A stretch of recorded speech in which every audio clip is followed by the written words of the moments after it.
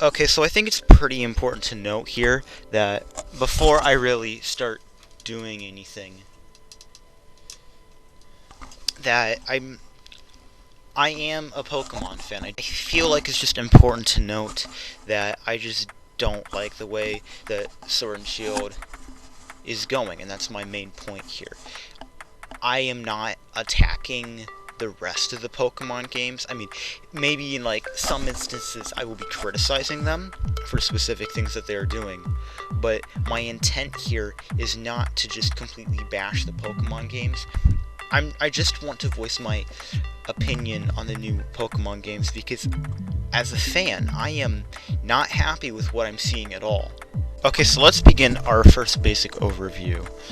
I'm obviously very late to this, but I don't really care. I just felt it was more important for me to discuss my feelings on the new Pokemon games because, you know, me sharing my thoughts is why I'm making this video. I'm not doing it for the views, though obviously that's nice, and I don't have enough.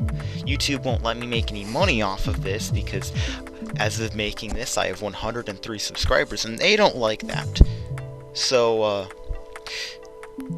this is just me trying to get my opinion out there and perhaps my point. So obviously we need to start with the huge thing everyone is talking about. The one very big important issue here, the National Pokedex. I would like to point out an issue that's very big here.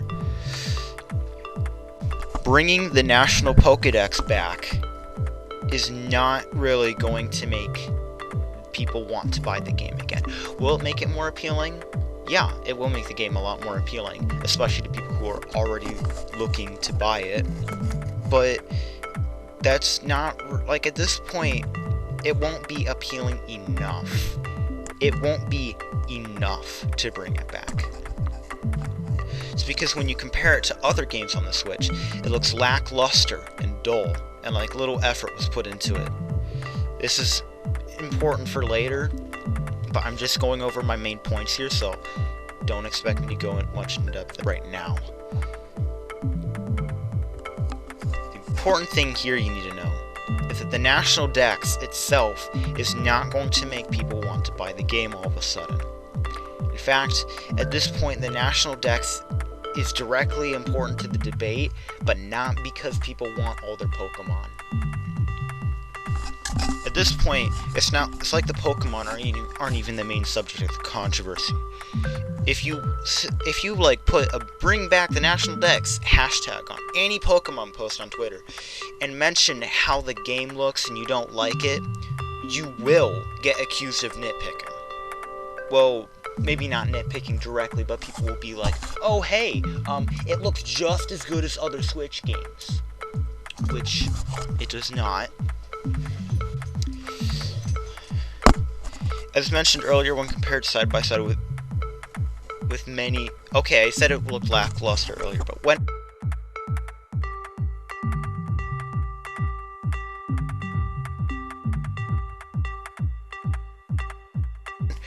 when compared with many other Switch games, especially side by side, it looks lackluster. I'd even argue that when comparing a soon-to-be-released 8th gen console game with some Wii games, the Wii games actually look better than Sword and Shield. Just look at Pokemon Battle Revolution. This game looks so much better, and it came out over 10 years ago. The Pokemon look so alive compared to every other modern Pokemon game. Even if I'm nitpicking about attack and idle animations, I don't care, because what was the whole point of removing the National Dex? Oh, right.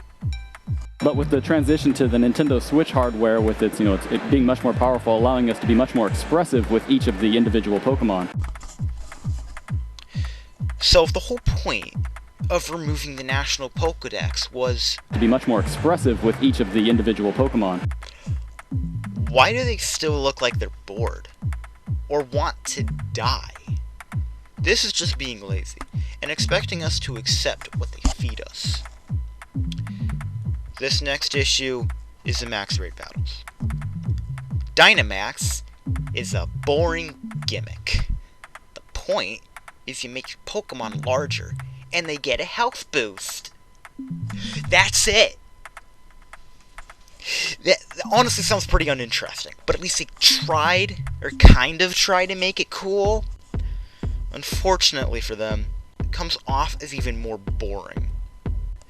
Dynamax itself is not inherently flawed. Neither are max raid battles, but they sure aren't interesting to watch. It's kind of like the scene when they stop the action in an action movie to further the plot if the plot was stale and uninteresting. Someone said it was boring to watch, and I just haven't played it yet. Well, winning a raid is the equivalent of spamming the A button. Your choices don't matter because the other players will carry you by spamming the A button to attack. Your Pokemon aren't faced by a Godzilla-sized Pokemon throwing a literal wall of rock at them, but the Dynamax Pokemon are defeated by some level 20s. In the E3 presentation, we see some level 20 to level 30 Pokemon easily beat what should be an incredibly buffed and stronger enemy. Knowing this just makes winning the equivalent of just pushing a button until the battle stops. As Reykjavik describes some shooters, he mentions what's different, and what different FPSs ask from you. It doesn't matter if they're a Grunt or Iron Man with a Gatling gun, they're dealt with the exact same way. Center screen, push button. Center screen, push button. Point, click. Point, click. I'm starting to sound like a broken record by this point, but I'm going to keep calling it out when I see it. Whether it's first or third person, if your combat system is only about killing weak enemies while you're a strong protagonist with regenerating health, your gameplay is inherently flawed. By design, the player is never punished for their errors. There are no consequences. Without any consequence, there's no tension. Without tension, there's no reason to think or care. And worst of all, it's not even empowering. Destroying tanks by pointing and clicking or mowing down Austro-Hungarian soldiers with the engagement of reading my grocery list doesn't make you feel powerful. It's a digital equivalent of stepping on ants. And once again, this isn't about difficulty, it's about what the game asks from you. Center screen, push button. Pokemon doesn't even ask you to center your screen during max raid battles. You can just push the A button, and you're still going to win. This lack of any real tension makes the gimmick look boring, which is only accentuated through all the attacks becoming the same animation. If you don't know what I'm talking about, review the attack animations. Moves like Follow Me haven't had the animations changed, but others, like Solar Beam, have been switched with the splash effect. If you review the attacks in the video, a few moves actually use the exact same animations. I'm only going off of memory for that, because I have a bigger issue. The tension. If you just press the A button a lot to win, there's no tension. The lack of tension makes it uninteresting and tedious. The application outside of max raid battles is at least a little better, but not by too much. It only lasts for 3 turns, and I'm not completely certain there is an attack boost, but the trainers stand between the Pokemon in a max raid battle. 2 giant-sized Pokemon about 100 feet tall, and they stand right in the middle as the Pokemon exchange shots. Isn't that dangerous? And when the Pokemon turn back to regular size, they just jump back into the battle. They're just there now. No animation. They're just there. It's a rough transition, not a smooth one. Like Mega evolving. And it was a smooth animation, or a smooth transition, and you could still skip it if you wanted to. Dynamax is not inherently flawed, but it is a boring idea. There isn't really much to it, just, well, your Pokemon is big now. At least Mega Evolution was a generally well-received gimmick, but they cut that for this. Is the idea a bit boring? Yes. Is that important to me? No. I'm only disappointed because the execution is incredibly flawed. A bad idea can be saved by great execution, but when you cut something that's well-received among the community for something that looks way too gimmicky, the execution doesn't even really matter. Pokemon animations were never really great, at least in a Game Freak game. Wait, crap, the black and white games exist. Frick! Okay, let's just... Anyway, outside of the black and white games, the animation has never really been used to make the Pokemon look like they were alive. And by alive, I mean energetic, or full of life, not just standing there, looking bored. I don't really like the anime that much, but at least it portrays Pokemon battles in a way that looks like the main series games never really could. Some attack animations are literally just displacing the model. Ah, yes, I will jump 12 inches in the air when I kick someone. That makes sense. People will always mention Pokemon Battle Revolution when discussing Pokemon animations. There are a few reasons for this. One, the animation's atmosphere are actually pretty good. All the characters are expressive, even the trainers. The Pokemon even more so. Each attack is well animated, and the same goes for the idle animations. 2. The coloring looks better, and is more lively. 3. This should be a really unfair comparison for Pokemon Battle Revolution, because it came out December 14th, 2006. December 14th, 2006. What this means is that we are comparing a game 14 going on 15 years old, and many consumers are finding the animations in Pokemon Battle Revolution are of higher quality than a game scheduled to come out in a month. If that isn't enough, a mobile game from 2012 called Monster Galaxy has better displacement animations, and it uses completely static images. The only movement occurs by displacement, but it still looks better. The monsters almost look alive somehow. Yes, a 3D game on the Switch has higher standards, but that's no excuse. Pokemon is over 30 years old, and we've only had Pokemon battles accurately portrayed in spin-offs like Pokemon Tournament, Pokemon Battle Revolution, Pokepark 2, and some might even argue the Mystery Dungeon games. The point is, with all these great main series games, the spin-offs are the only ones that really get Pokemon battles right, whether they be turn-based or real-time. Another issue with the animations includes the reuse of animations. This is not really explicitly bad, there's no issues with this, but they need to be good enough to warrant being reused. Especially if giving each Pokemon new animations was something that was explicitly mentioned. Right? To be much more expressive with each of the individual Pokemon. They also specifically mentioned Pokemon, so we could safely assume this includes battles. Animating the Pokemon is a huge part of battles. It makes it feel more real, more grounded, and ultimately, like an actual battle. You can't just have a battle without the Pokemon looking like they're ready to fight, or looking like they're actually attacking. Displacing the models in animation doesn't really do any favors for a 3D game, because the standards are higher, and it just looks bad. I've heard people say the animations in Pokemon Battle Revolution are bad, but Sword and Shield looks good? No. Each Pokemon is less detailed in Sword and Shield than in Pokemon Battle Revolution, especially in the animations. Now, on to the thing that everybody's been waiting for. The Pokemon! The Pokemon are what the games revolve around. If there were no Pokemon, there would be no games. It doesn't matter what you try and say, Pokemon are the main staple of the games. It's even in the name. The only thing that comes close to Pokemon in importance is what could be argued as a mechanic. Battling. But that's something I'll mention later. I can keep this very brief. If you don't know why removing half the Pokemon is important, I'm going to have to ask you if you even understand some of the basic concepts of any Pokemon game ever. You're getting a list, some Pokeballs, and a Pokemon.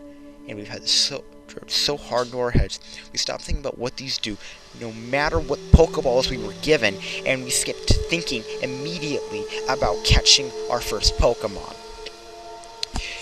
These capture Pokemon, therefore, will need at least, assuming they have a solid 50% catch rate, about 1,614 to catch all of them. Obviously, not everyone plays this way, and that's fine. Some people shiny hunt, others complete the whole Pokedex, others just want to play a game and stop after beating the Elite Four. That doesn't make you any less of a Pokemon fan. But don't buy the game because it's a new Pokemon game.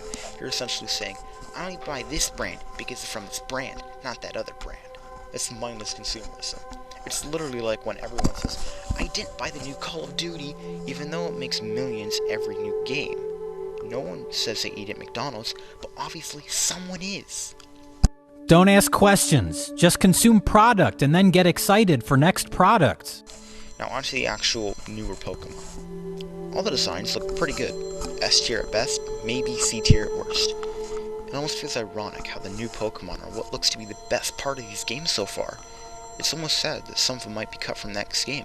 In fact, we've been told they will be cut from the next game. Which is kinda sad. They're gonna swap them out for each preceding game.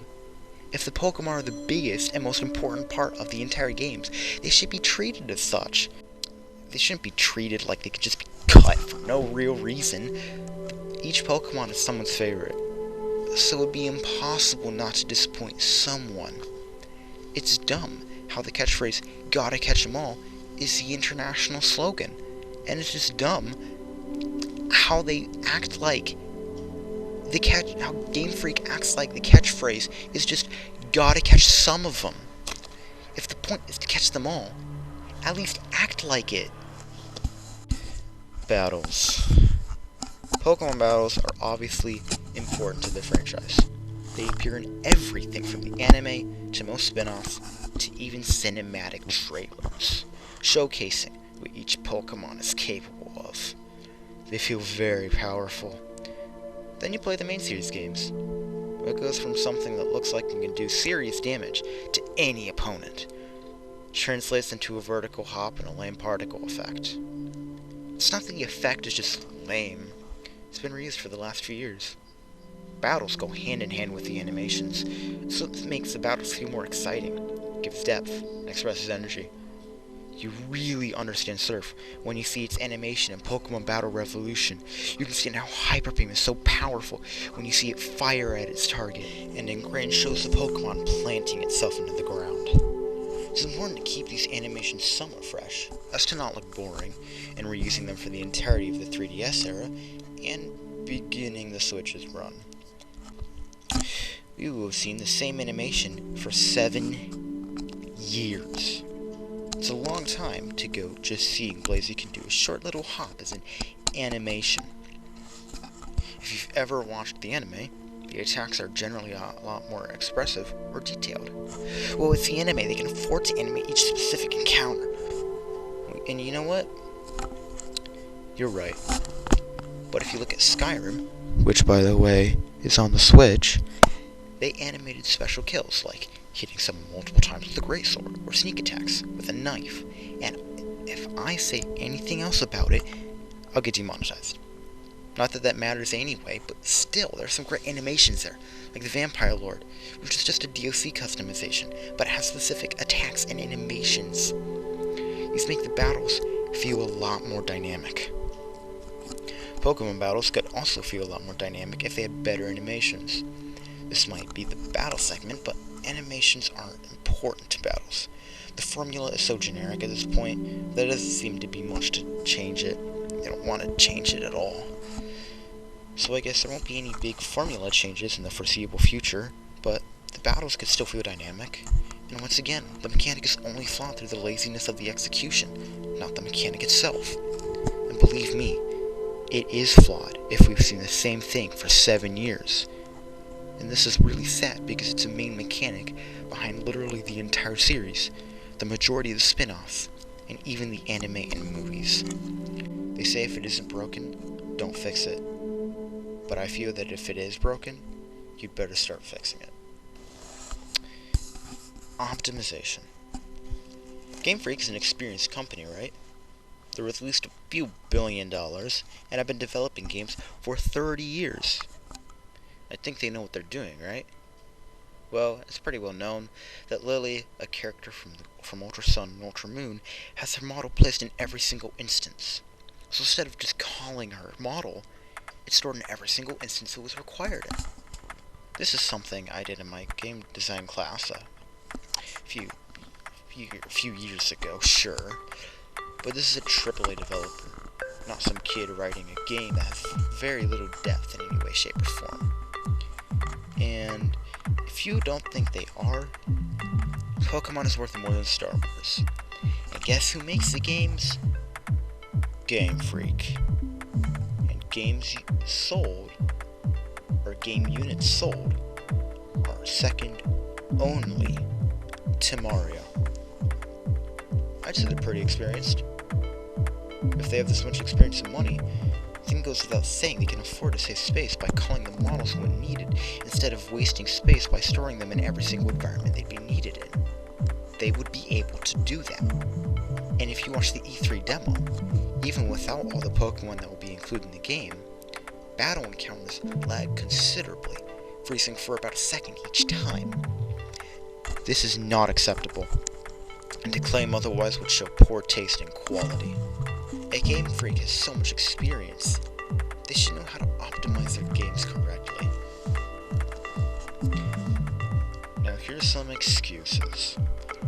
I honestly don't want thousands of comments about why I'm wrong, but who am I kidding? But still, I think it's worth offering a rebuttal of many of the claims by those who are defending the games, all of which I have seen, and many will be from Twitter. Okay, this first one is actually rather interesting. This one's from GameSpot.com. I think it's a discussion website. I haven't used it much, but I've had issues working on this project from home, so I'm doing all my research and writing elsewhere. And while looking up if Game Freak is a AAA company, I got this. The title reads, and I quote, "Game Freak is practically just an indie studio. Give them a freaking break." End quote. Okay, first, they're not an indie developer. At lowest, they're an A developer. They've been working for over 30 years and have more money than they need to make Red Dead Redemption multiple times. They are not an indie company. Quote, "As one of Nintendo's more profitable indie developers, Game Freak does great with their modest development team. People act like just because the Pokemon brand is successful and makes a decent amount of money, then that somehow means Game Freak can churn out these wizard programmers. It's not that easy. In fact, programming is hard. Making a game is hard. Especially when you have to make a bajillion new Pokemon every game, and a whole new region, and trainers, etc., etc., etc." Okay, real talk, I'm really sorry, but I just read that in a really whiny voice at the end. Okay, first, if they're one of the most profitable, they aren't an indie game dev. They have too many resources to be considered as such. Second, we expect bigger and better things, because that's how things grow. We want better things, it's natural. And if they're the most profitable, they can deliver on this. Then they default to the making games is hard stance, which isn't applicable. It just means they don't have an adequate defense. I made a game, and yeah, it's bad, but it wasn't really difficult to make. And finally, I don't see how the stress they're putting on themselves is our problem. Especially when I don't remember asking for yearly releases. The Legend of Zelda, Mario Kart, and Mario's main series never got yearly releases. At least not on consoles. We didn't ask for a yearly release. I don't care for this, / you guys are annoying. Then shut up and go away. If you don't care, don't get involved. This isn't some attack on you. We aren't mentioning you. We aren't going after specifically your group. Are some people annoying? Yeah. Yeah, they are. But that's not a reason to go after them and be toxic. You guys are so toxic. If you think we're toxic for posting a hashtag, then once again, go away. We aren't mentioning you. We aren't going after your group. And many of us don't approve of the Masood accusations or attempting to fire him in any way. We're just showing that we're upset. This includes me. Stop harassing Game Freak. A hashtag is not harassment. And even if it was, a company doesn't have feelings. You can't harass a company like you can a person. It just doesn't work that way. I think the games look great.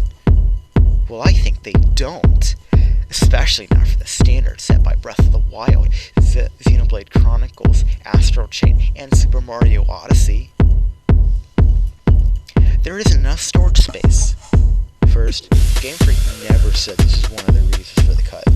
This is brought up by the fans, not the company. I suppose this goes to show how much people would defend mediocrity, even if it means that the content they get isn't nearly as impressive, touching, different, or well made. Now to the actual argument, the Switch cartridge can store The Witcher 3, plus all the DLC. If you don't know, that's absolutely massive. Not to mention the Pokemon models are the same, which means they got all of them in Ultra Sun and Ultra Moon for the 3DS on an 8GB cartridge. So there's no reason they can't do the same with the cartridge 4 times larger. And actually no, 8 times larger.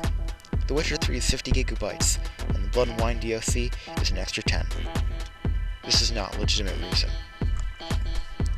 Okay, this wasn't in the script, but I did see this at one point. Apparently, Sword and Shield is going to be like 10.8GB. That's not a huge amount. It's not important to me. Then shut. It's important to me, and it's important to others, and it's integral to the franchise. And even if it's not important to you, if you don't understand why this is a big deal, you shouldn't be commenting on it. Because if you've never heard the catchphrase, gotta catch 'em all, or you've never understood what the greatest accomplishment in each game was, you obviously know nothing about the franchise. Making games is hard. Okay, I mentioned this earlier, but this in and of itself is a legitimate, thing to go after. I might as well do it again, because it is brought up a lot. It's annoying. First, I'm gonna say the statement is inapplicable. Because even if making a game was hard, people were making good games. GTA 5 was very well received. Dead by Daylight has continuous updates and DLC, and there are great games that are difficult but not punishing, like Sekiro, Shadows Die Twice, Hollow Knight, and the Dark Souls series.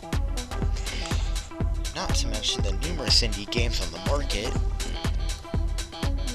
There are numerous indie games on the market, like Undertale, The Binding of Isaac, Don't Starve, Cuphead, Change, Super Meat Boy, Untitled Goose Game, Night in the Woods, Risk of Rain, Kerbal Space Program, No Man's Sky, Rocket League, Stanley Parable, Enter the Gungeon, Limbo, Inside, Belong to the Witness, Papers, Please, A Hat in Time, My Friend Pedro, The Oxygen Not Included, Donut County, and Super Hot.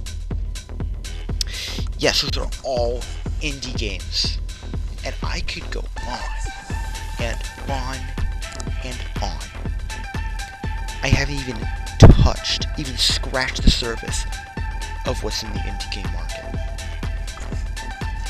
And if independent developers or small teams could make this many games of high quality, or at least high quality when it comes down to how much money they have, their resources, development time, why can't Game Freak make a game that isn't going to irritate half the fan base and throw it into a huge commotion because they removed something that was important to them?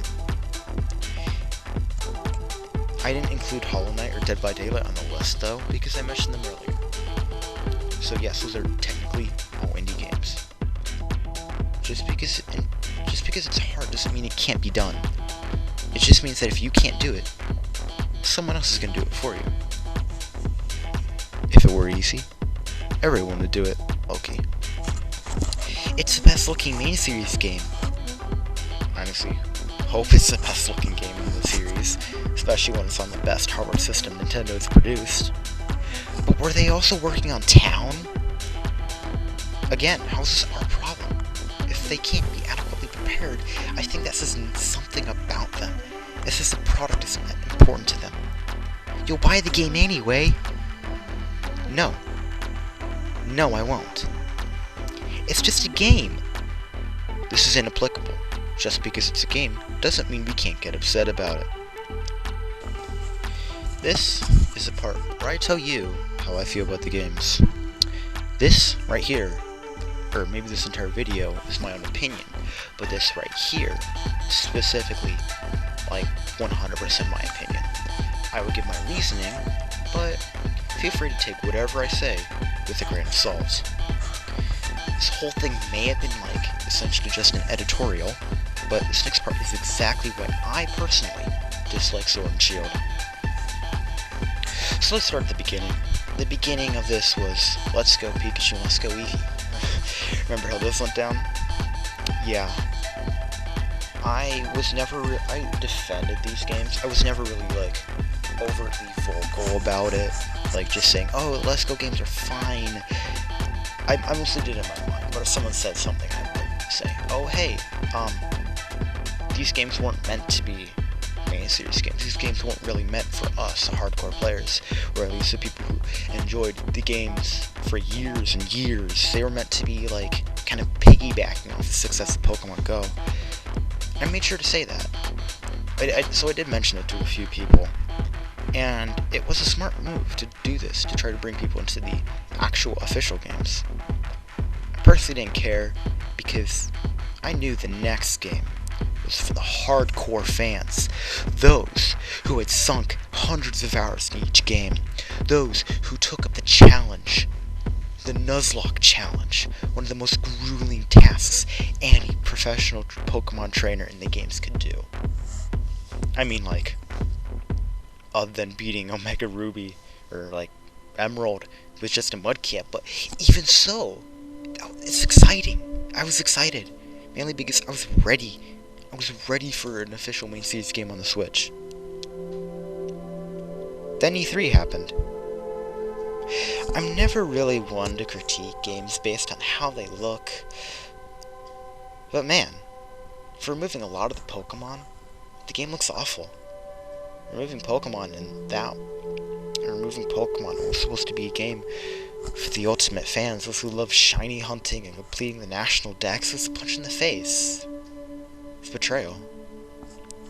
They said they'd be putting what we wanted in the new game, and we got bad textures, lag, horrendous draw distance, a terrible enemy team, and blatantly reused animations and models, with little to no improvement for the vast majority, and a cut from what the whole game and what the whole point was.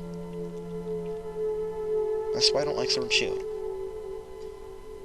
Feel free to disagree. Just don't be toxic about it, that's all I ask.